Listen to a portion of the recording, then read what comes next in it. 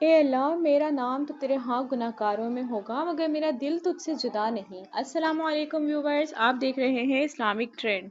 حضرت ابو ذر غفاری رضی اللہ تعالی عنہ فرماتے ہیں، ایک شخص نبی کریم صلی اللہ علیہ وآلہ وسلم کے پاس آیا، اس کی آنکھوں میں خوف تھا، آواز کانپ رہی تھی۔ اس نے کہا، یا رسول اللہ صلی اللہ علیہ وآلہ وسلم، میں گناہ کرتا ہوں، پھر توبہ کرتا ہوں، پھر وہی گناہ ہو جاتا ہے، کیا اللہ مجھے معاف کرتا رہے گا؟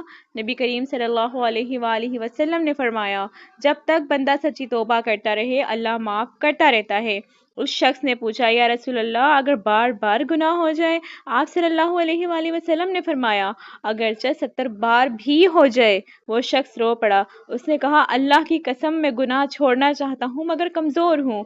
نبی کریم صلی اللہ علیہ وآلہ وسلم نے فرمایا، یہ جان لو کہ تمہارا رب تمہاری کمزوری جانتا ہے اور وہ بندے سے مایوس نہیں ہوتا جو اس کی طرف لوٹتا ہے۔ وہ شخص یہ سن کر دل کے بوجھ سے آزاد ہو گیا۔